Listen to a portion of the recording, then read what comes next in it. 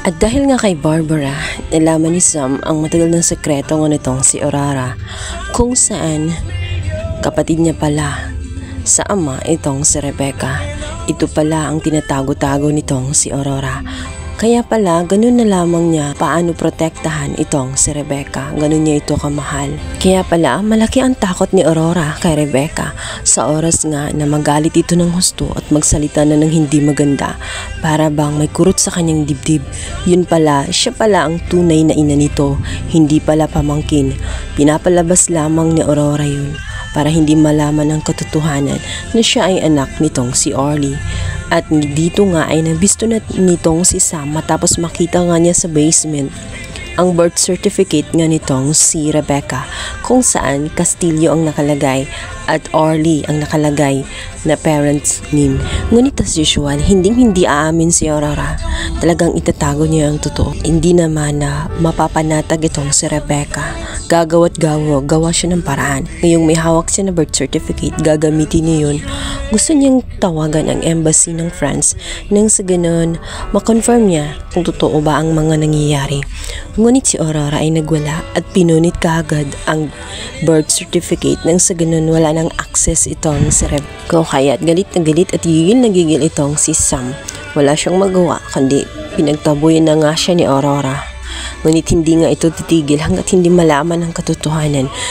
At ang isang option na lamang niya ay magkaroon ng DNA test silang dalawa ni Rebecca nang sa ganun makonfirm niya talaga na magkapatid sila.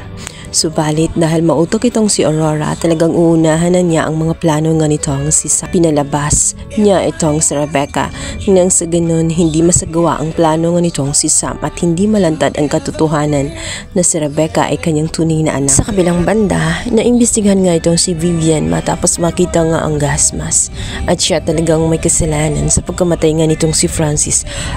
At dito nga ay ginagamit niya ngayon si Sofia na sa ganun mapagtakpan ang mga bagay na hindi dapat malaman nila na siya ang may dahilan kung bakit nawala nga itong si Francis. Ayaw niya makulong. Subalit nakakonsensya na nga itong si Sofia. Hindi na siya mapalagay at gusto niyang sabihin ang kanyang mga nakikita at ang katotohanan. At dahil nakita nga ni Vivian na iipit na nga siya sa sitwasyon at sa tingin niya ay lalantad na ang katotohanan dahil na hindi magkatumba ang kanyang salaysay sa salaysay nitong Sofia.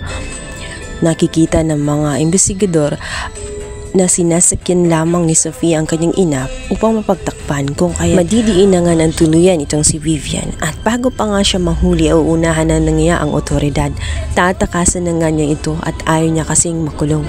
Subalit nakita siya nitong si Sam. Alam ni Sam na inimbestigahan siya. Nakita siya nito na may mga dalang bag at halatang tatakas kung kaya tumarang itong si Sam. Ngunit may dala-dala siyang baril. Muntik nang barilin itong si Vivian, itong si Sam. Ngunit humarang itong si George. At dahil nga sa bida naman itong si George, hindi siya agad mamamatay. Ngunit sa ginawa niyang pagligtas sa buhay nga nitong si Sam at ang kanyang anak, magkakaroon ng malaking tiwala at mamahalin siya ng gusto nitong si Sam. Bagay na gusto niyang gawin dahil sa kanyang plano na kukunin ang baby nga nitong si Sam kapag ito'y nakapanganak.